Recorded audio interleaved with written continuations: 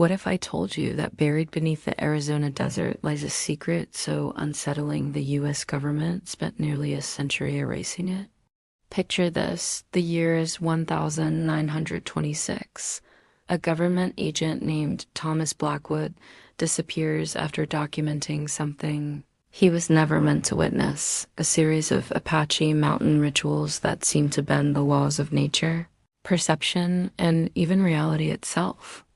Decades later, an anthropologist stumbles upon Blackwood's hidden journal beneath the floorboards of an abandoned trading post. Inside, he finds frantic notes, forbidden photographs, and chilling accounts of ceremonies said to summon entities that walk between worlds. What began as a cultural study soon became a haunting investigation, one that connected lost government files, missing witnesses, and whispers of experiments so profound they threatened to rewrite what it means to be human.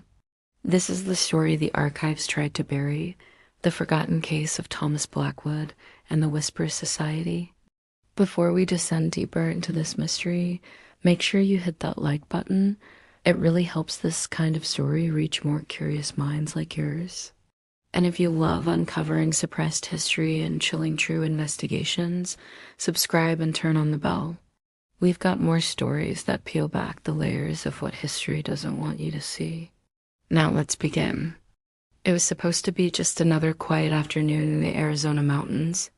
Robert Livingston, an anthropology researcher from the University of Arizona, was driving through the remote White Mountain region, his Jeep rattling over the gravel road that wound between towering pines and the fading gold of autumn. He hadn't planned to stop, not until a sudden feeling tugged at him when he saw an abandoned trading post, leaning against the horizon like a ghost from another era. The place looked forgotten, half swallowed by the landscape. A crooked wooden sign hung by a single nail, creaking softly in the wind. Something about it pulled him in. Maybe it was professional curiosity, or maybe it was something deeper, an intuition he couldn't name. He parked, stepped out, and felt the strange stillness of the air, as if the forest itself were holding its breath. When he pushed the warped door open, dust exploded into the sunlight like smoke from another time.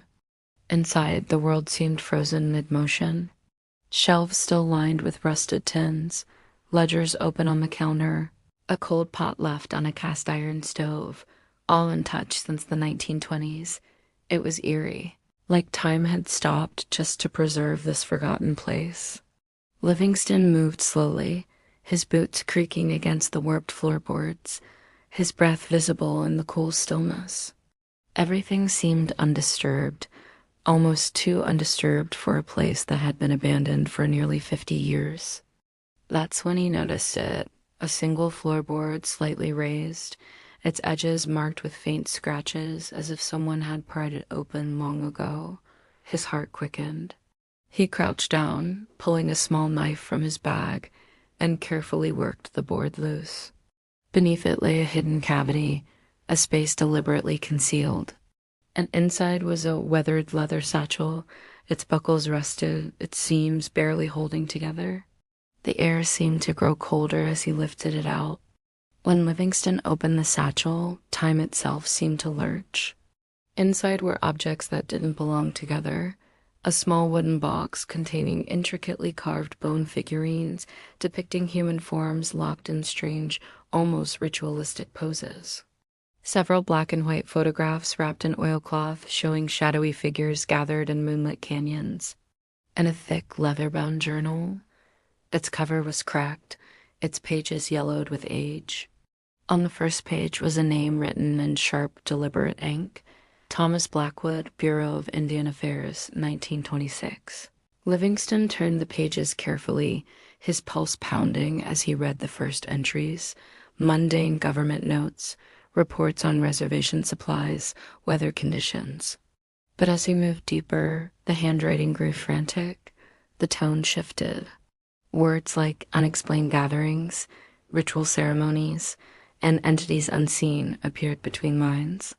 It wasn't just anthropology anymore. It was obsession, fear, revelation. That night, back at his motel in Show Low, Livingston spread the contents across his bed, the yellow lamplight flickering over the photographs and the journal's brittle pages. He could feel it, the weight of something immense, something the government had buried under decades of silence. The last dated entry was May 12, 1926, the day before Blackwood vanished. Livingston stared at those final words, a scrawled message across the margin. "They are silencing this. Why? What have I truly witnessed?" As the desert wind howled outside, Livingston realized he had just uncovered the beginning of a story that would consume his entire life. A mystery stretching from the canyons of the White Mountains into the very question of what it means to perceive reality itself. The trading post had been more than a ruin. It was a doorway, and Livingston had just stepped through. Before Thomas Blackwood's name became a ghost in a forgotten file, he was just another Bureau of Indian Affairs agent stationed at the edge of the Apache reservation in the 1920s. He was a man of order, trained to catalog people like inventory, record their crops, their customs, their compliance. Yet something about the White Mountain region unsettled him. He arrived expecting paperwork and discipline, but what he found instead was silence, a vast, watchful silence that seemed to hum with something ancient.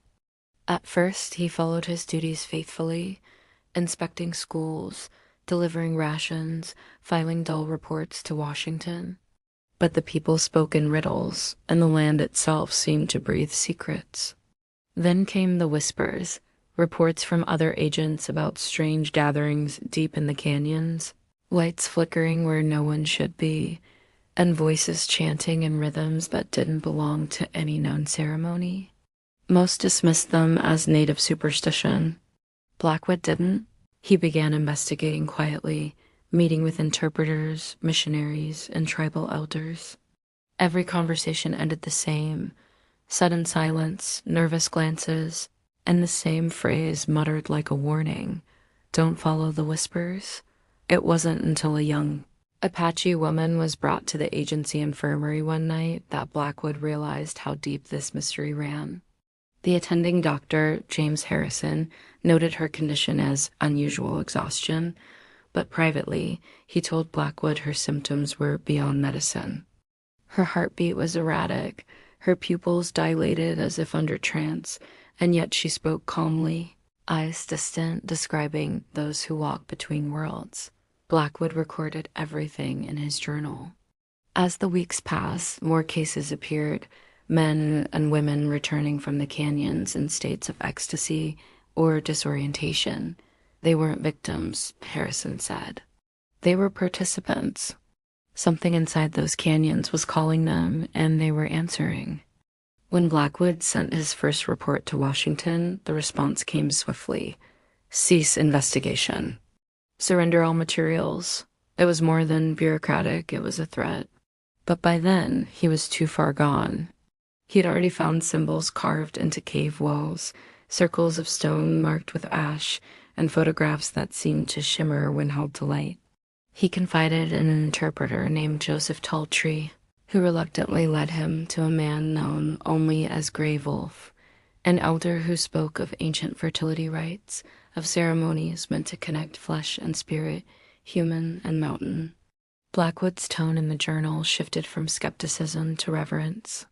He began describing energy, presence, and entities unseen but felt. To his superiors, he was a man losing grip on reality. But to himself, he was standing on the edge of discovery, one the modern world could neither explain nor tolerate. Then, in April of 1926, Blackwood wrote that he had been invited to witness a ceremony firsthand. His last known correspondence, dated May 12, spoke of energies beyond measure and the boundary between realities. The next day, he was gone. No trace, no report, no body officially recorded. Federal agents arrived within the week, confiscating files, burning evidence, and warning locals into silence. The official record listed him as terminated for insubordination, but those who lived near the canyons told another story, that on certain nights, when the wind shifts and the pines sway like whispers, a figure can still be seen standing on the ridges, watching. Whether it's the spirit of Thomas Blackwood or something he became after crossing that line, no one can say. All they know is that since 1926, the mountains have never been entirely quiet. Long before the words Whisper Society appeared in government files, the Apache people spoke of the canyons as living entities, places where the air itself could listen. Generations passed down stories of ceremonies that called upon mountain spirits to heal, guide, and protect. These weren't simple rituals. They were bridges between worlds, designed to dissolve the boundaries between human perception and the unseen. But by the 1920s, under federal and missionary control, these traditions had been driven underground. When outsiders heard faint drumming echoing through the night, they labeled it rebellion or witchcraft. Yet those who knew the truth said the drumming wasn't just music, it was communication. A dialogue between the physical and the spiritual, between the people and the mountains that had sheltered them for centuries. That's what Blackwood stumbled into, unaware that what he was documenting was not merely history, but a living, breathing resistance. As Livingston pieced together Blackwood's notes decades later, a pattern emerged: nights of the full moon, seasonal markers, and strange symbols found etched into canyon rock walls. One in particular, resembling an interlocking spiral, appeared in both photographs and oral testimonies. Locals refused to translate its meaning, only saying it marked a place where breath becomes voice. The Whisper Society, as Washington later called it, was never a cult or secret order. It was a survival mechanism, a way for the Apache to preserve their knowledge beneath the gaze of those who sought to erase it. But to Blackwood, operating within the rigid framework of early anthropology, these ceremonies defied explanation. He described them as sexual in nature, though Gray Wolf, his elder informant, told him that the acts he witnessed were symbolic, unions between spirit and body, meant to restore balance after centuries of displacement and trauma. It wasn't about pleasure. It was about power, the kind of power that terrified governments. Even today, the official record calls these accounts unverified. But within Livingston's recovered journal, he wrote of finding evidence that these gatherings were observed, not just by participants, but by entities described as luminous presences. He quoted tribal sources who said the air would shimmer like heat on stone when these beings entered the circle. Every participant knew the risk: approach unprepared, and your mind could fracture. Yet, those who completed the rites reported visions that transcended time itself. One elder described seeing ancestors standing beside stars that pulsed like heartbeats.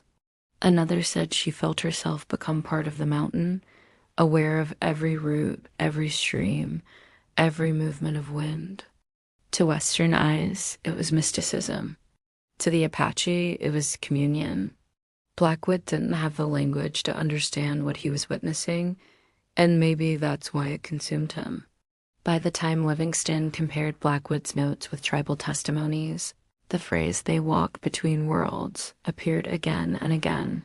Not ghosts, not gods, something in between. Entities that existed adjacent to human perception, glimpsed only through ceremony. When he shared these findings with academic peers in the 1970s, they dismissed them as metaphor, but the deeper he dug, the more he found consistency, not just among the Apache, but across indigenous traditions worldwide. The Whisper Society wasn't an isolated mystery.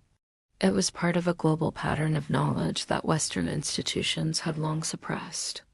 Livingston once wrote, "We called them myths because the truth terrified us." And as his obsession grew, he began to understand what Thomas Blackwood had discovered too late, that the canyons were still whispering, and they were not done telling their story. On the night of April 23, 1926, Thomas Blackwood crossed a line no federal agent had ever dared to approach. He and Joseph Taltree rode deep into the White Mountain canyons, their horses moving in near silence beneath a moon so bright it cast silver veins across the cliffs. Taltree said little, his face grim, eyes fixed ahead. Blackwood's journal described a sense of distortion, as if the air itself thickened the farther they went. After hours of riding, the canyon opened into a clearing dotted with fires, 30 or more figures moving in rhythm around a central circle. Their bodies were painted with patterns that shimmered in the firelight, blending animal and celestial symbols. Drums pounded not in beats, but in waves, building, collapsing, and then rebuilding again. It wasn't music as Blackwood understood it. It was something older, something alive. He wrote, the sound pressed against my chest like a heartbeat, not my own. At first, he tried to observe scientifically, counting participants, sketching symbols, noting the moon's position. But soon, his careful order disintegrated. The drumming shifted, voices rose in tones that felt less sung and more summoned. He described movements that seemed impossible, bodies bending and twisting in ways that blurred the line between human and shadow. At the center stood 3 figures adorned with antlers and feathers, their eyes reflecting firelight like mirrors. The air shimmered. The smoke smelled of herbs he could not identify, and suddenly the world itself seemed to breathe. Blackwood's handwriting grew erratic as he tried to describe what happened next. The feeling of being watched, not from outside the circle, but from within his own mind. The journal said, I felt presences, not imagined, not hallucination. They were there, pressing into this world.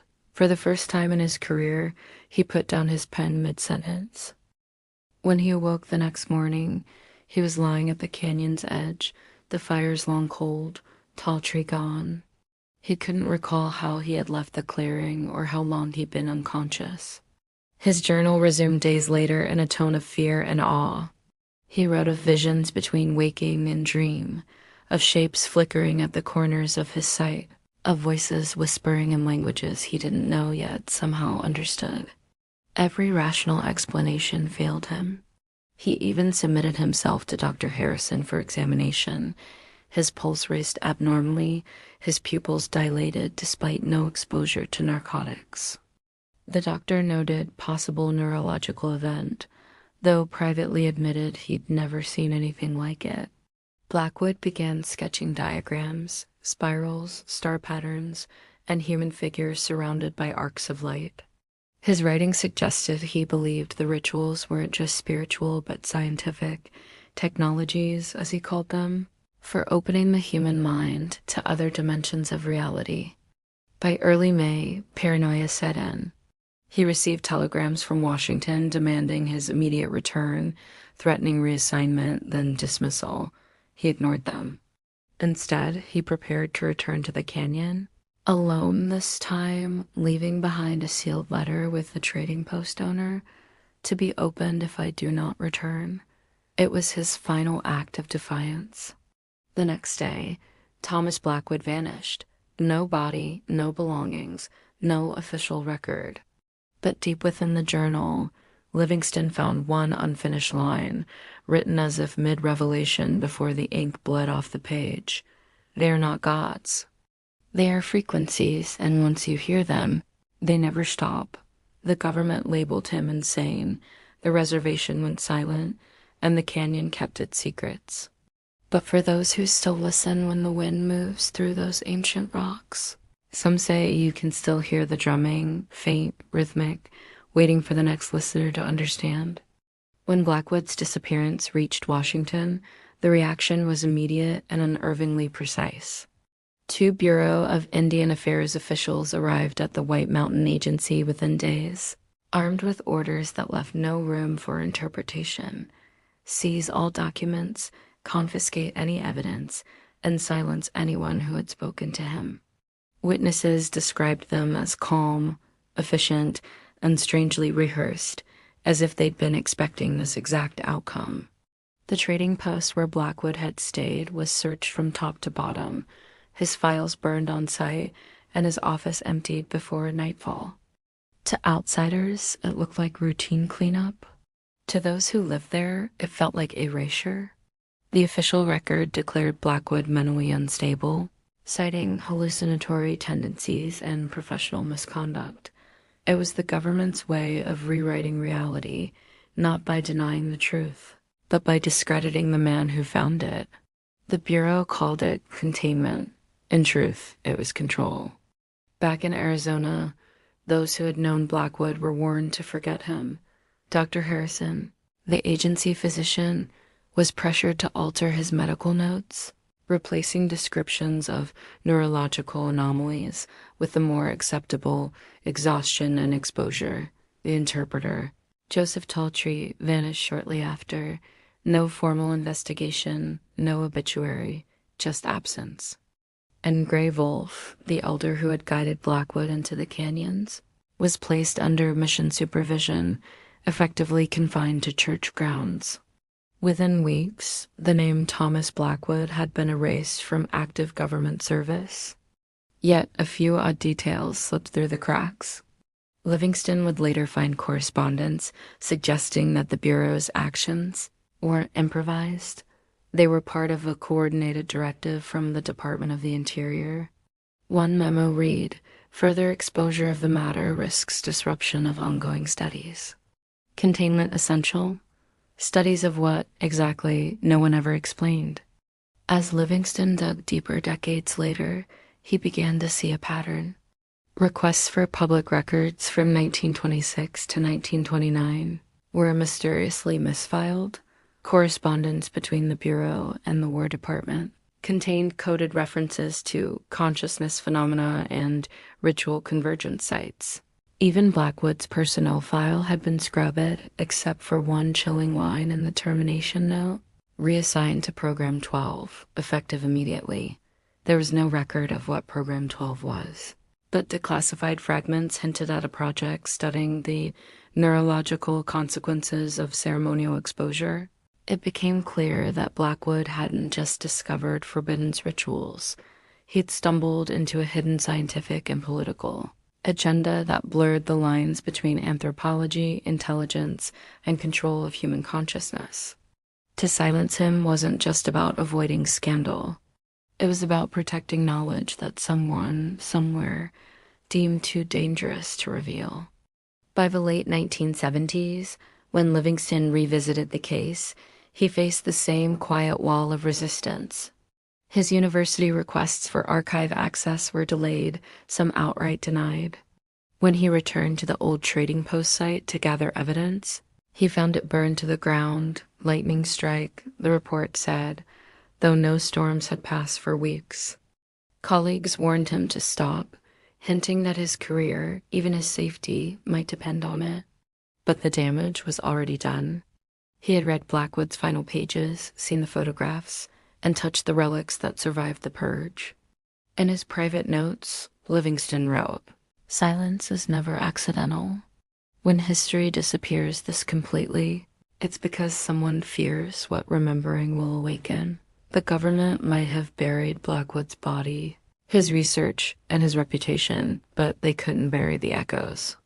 They still moved through the canyons, waiting for another voice brave enough to listen."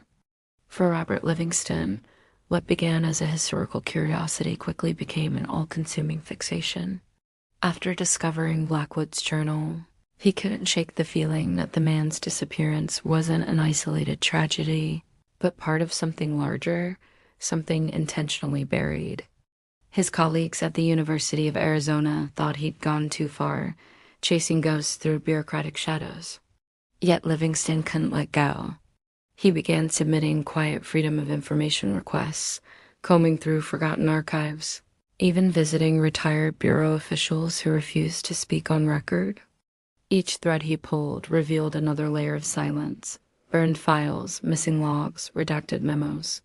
It was as if the government had erased an entire chapter of anthropology.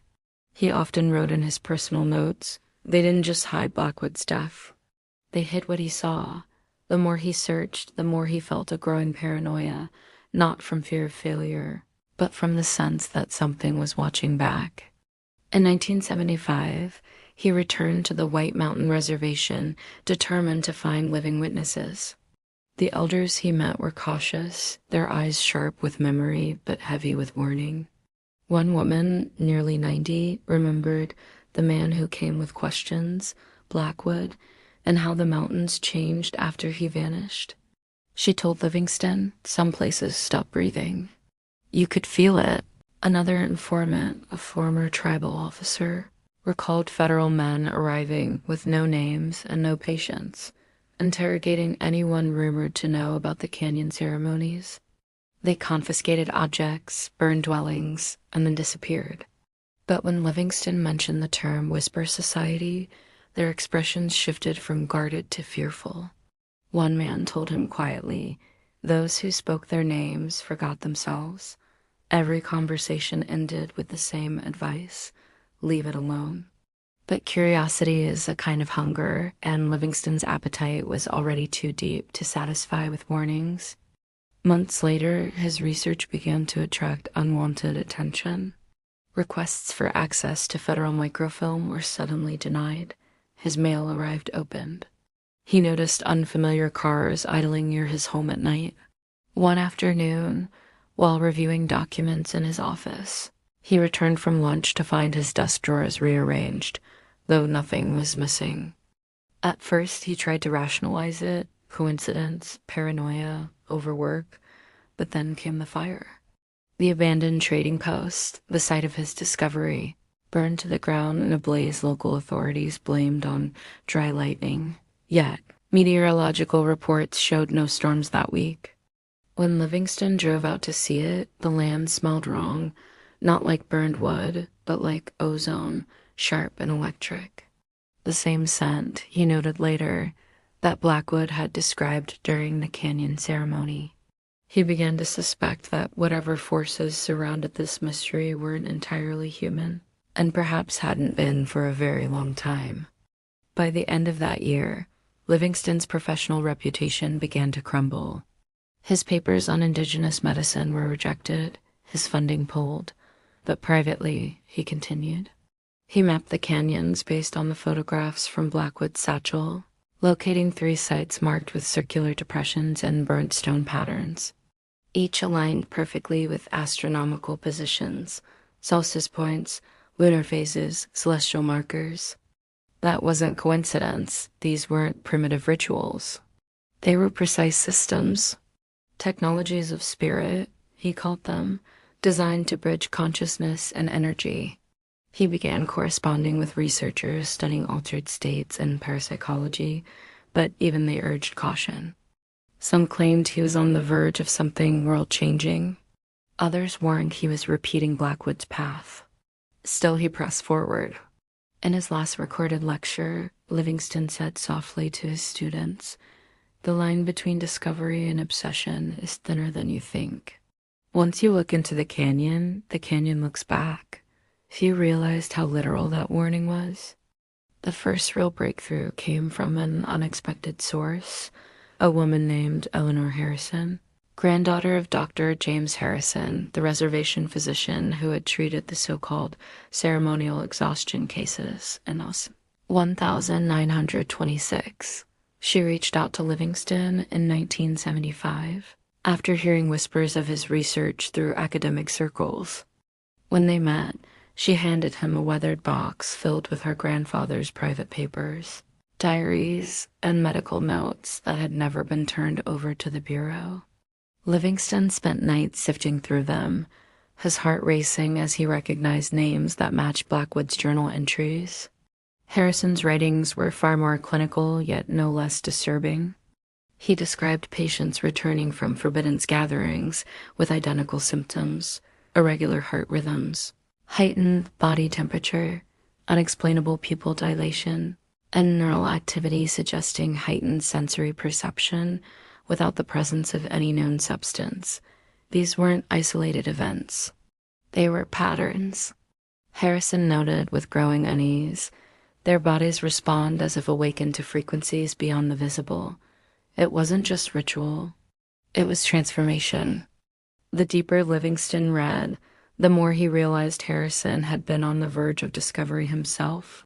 The physician recorded brainwave patterns among participants that matched in rhythm and timing, even across separate individuals. It was as if their minds were syncing, a collective neurological resonance. He wrote that during examinations, some patients exhibited synchronized rapid eye movement during sleep, their heartbeats falling into perfect unison. A shared dream, Harrison speculated, though he never dared call it that officially. In his private notes, he confessed to feeling watched during these examinations, describing subtle shifts in air pressure and faint tones in the room, phenomena he couldn't explain scientifically. At first, he blamed exhaustion. But after treating Blackwood himself following the canyon ceremony, he changed his tone entirely. Harrison's diary entry for April 27, 1926, described the agent's state: pupils reactive to unseen light source, tremors beneath the skin. Claims to perceive presence in periphery. Speaks intermittently to unseen interlocutors. To Harrison, it looked less like madness and more like exposure. Livingston cross-referenced these medical observations with modern neuropsychology and found something astonishing. The physiological responses Harrison documented, synchronized heart rhythms, sensory distortion, shared perception, mirrored results from contemporary studies on deep trance and synchronized meditation states. But these Apache ceremonies predated such research by centuries. What Western scientists were only beginning to explore through technology, the Apache had access through tradition. Livingston realized that what colonial authorities labeled as degenerate practices were in fact sophisticated methods for altering consciousness, deliberate, disciplined, and profoundly effective. Harrison's data showed clear neurological markers of transformation, yet the government had classified his notes as irrelevant, hiding them in medical storage until they vanished. To Livingston, this confirmed one thing: Blackwood hadn't lost his mind. He'd opened it too far. And the people who silenced him knew exactly how dangerous that was.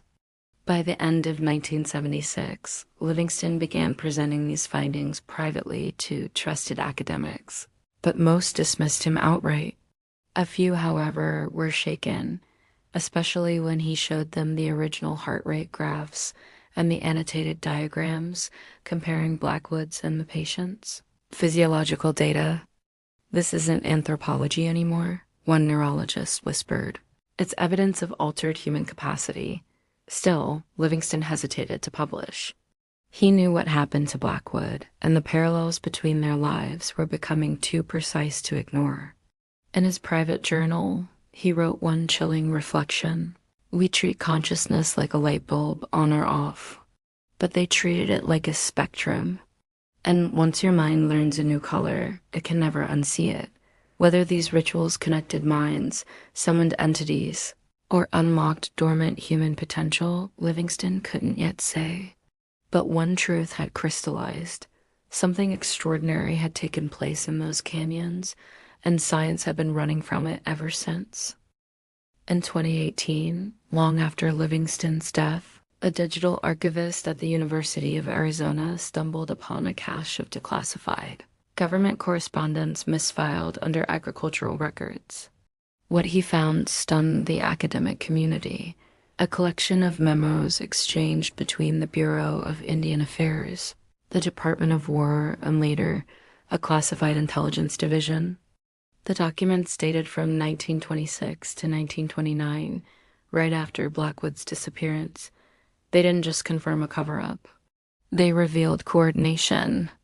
One memo, labeled Priority Red, discussed ritual consciousness alteration, phenomena with potential national security implications. Another detailed plans to establish a containment and observation unit on reservations with ongoing ceremonial activity. To the government, the White Mountain rituals weren't superstition, they were technology. Livingston had suspected as much, but these files proved it. The ceremonies Blackwood witnessed weren't suppressed for moral reasons. They were hidden because someone believed they could be weaponized. The language in those files was chillingly scientific. Terms like neurological induction, collective entrainment, and perceptual coherence events filled the pages. One letter to the War Department referenced synchronized cognitive states producing shared perceptual overlap. In plain English, it described groups of people achieving a unified state of consciousness, something that modern neuroscientists still struggle to replicate artificially. Another memo referenced Project 12, the same cryptic phrase found in Blackwood's termination record. The project's stated objective: evaluate and replicate ceremonial methods producing measurable alteration of perception, cognition, and intersubjective experience. The government wasn't afraid of the supernatural. It was afraid of losing control over it. According to one memorandum, these practices demonstrate capabilities outside current Western frameworks, potentially disruptive to operational doctrine. In other words, the federal response wasn't about suppression for decency's sake. It was about ownership. As Livingston's surviving notes revealed, he had heard whispers of this before, rumors of research units embedded within intelligence branches during the 1940s and 50s that studied altered states, psychic synchronization, and remote perception. What no one knew was that these programs traced their origins back to the 1926 Apache investigation. The documents even included a proposal to use ceremonial prototypes for interrogation resistance training. They referenced data from unregistered subjects, implying that captured participants had been taken from reservations for clandestine study.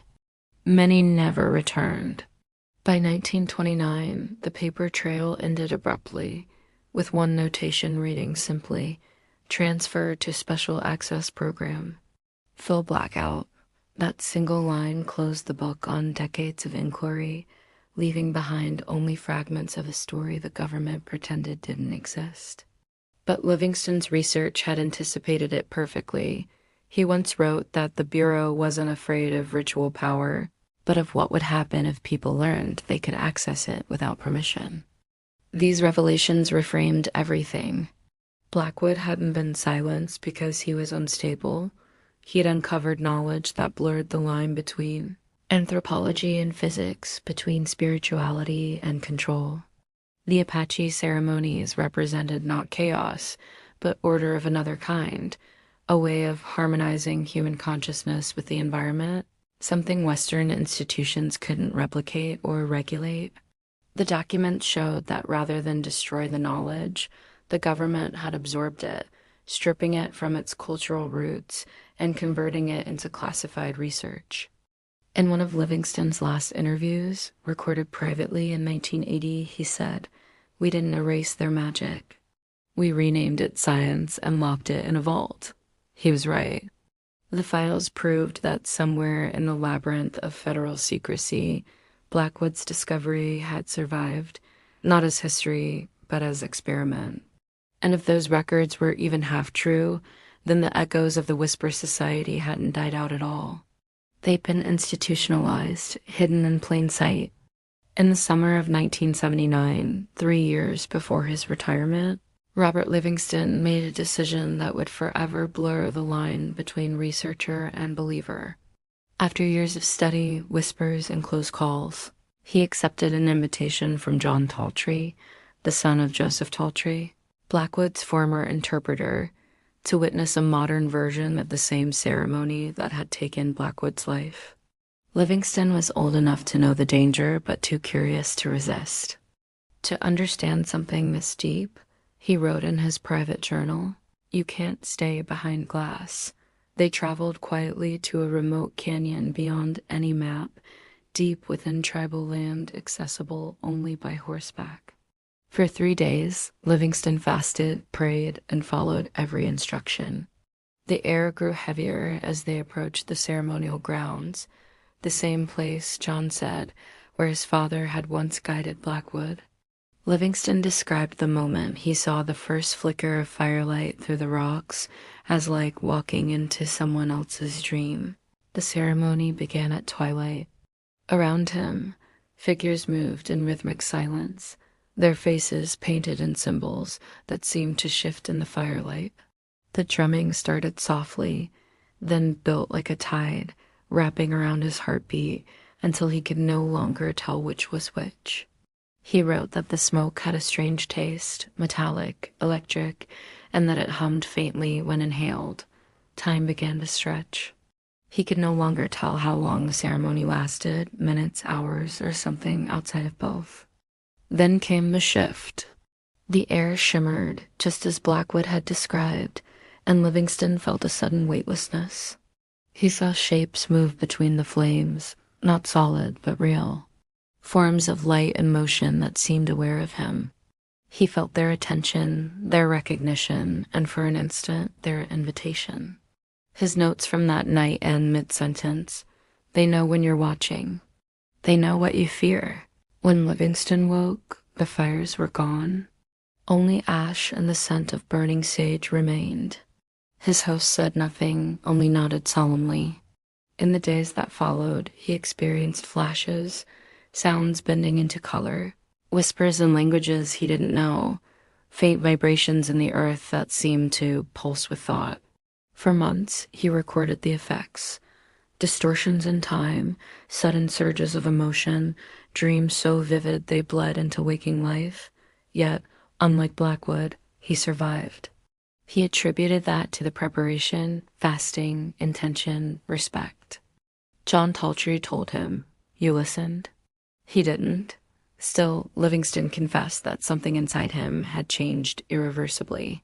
He wrote that he could feel the edges of perception now, like invisible threads between the seen and unseen. He began to understand that these ceremonies weren't about summoning anything external. They were about tuning consciousness, aligning the human mind with what already exists, just beyond sight. In his final recorded testimony, Livingston spoke calmly, but with a haunted gravity. The canyon doesn't show you anything new. It shows you what was always there, what you've trained yourself not to see. He described his experience as both terrifying and sacred, an encounter that stripped away the illusion of separateness between self and world. Yet, even in reverence, he warned of the danger. If you cross the boundary unprepared, he said, it doesn't just change what you see. It changes who you are. Not long after, he withdrew from public life, publishing only academic fragments and leaving his full account sealed until after his death. But those who read his private papers after 2012 said the tone was unmistakable, wonder mixed with fear. Livingston had looked into the same abyss that claimed Blackwood. The difference was he had learned to come back. But even he admitted, in his last line, "Part of me never left the canyon." When Robert Livingston died in 2012, his estate executors discovered a sealed envelope marked for release only after my passing.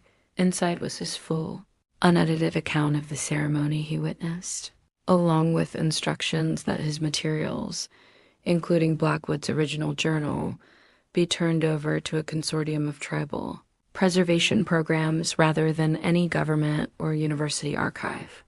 He had spent decades protecting the evidence from both curiosity and exploitation, insisting that the knowledge belonged to those whose ancestors had carried it through centuries of suppression.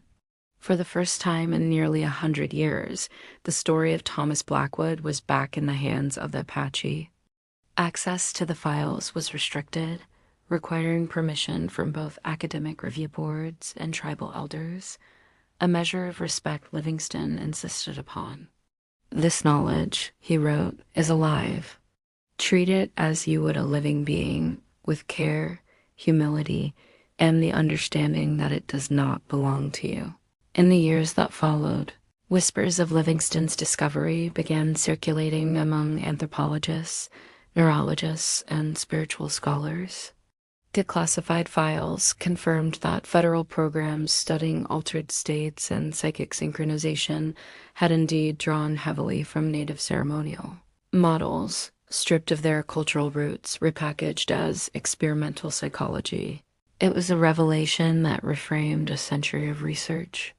The Apache, long accused of superstition, had been experimenting with consciousness long before Western science even had the language to describe it.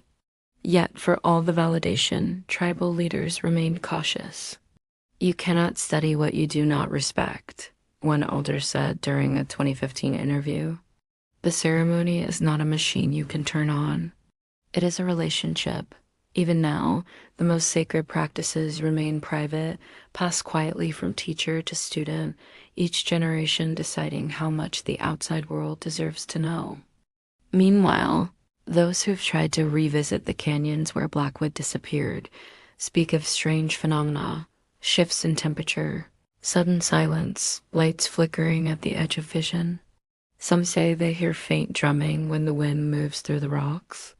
Scientists dismiss these as tricks of acoustics, but for locals, they're reminders that the boundary between worlds is still thin. A few researchers claim that traces of electromagnetic anomalies have been recorded in those areas, patterns that defy ordinary explanation but match the frequencies found in Livingston's old physiological charts. Coincidence, perhaps. But if there's one thing this story has taught anyone paying attention, it's that coincidence is often just a name we give to things we're not ready to understand. The canyon remembers, they say. It always has. Today, the legacy of the Whisper Society stands as both a warning and an invitation. A warning against approaching sacred knowledge with arrogance, and an invitation to expand what we think consciousness can be. The journals of Blackwood and Livingston remind us that the line between the mystical and the scientific has always been thinner than we like to admit. Somewhere in those mountains, ceremonies continue, not for spectacle, but for continuity, keeping alive a dialogue between human perception and the vast, hidden dimensions of existence. The government may have buried the files, academia may have sanitized the language, but the echoes remain. As one Apache elder told a visiting researcher, the whispers never stopped. They just changed who could hear them, and perhaps that's the truest ending of all. Not closure, but continuation. The canyon still speaks. The question is whether we're still listening.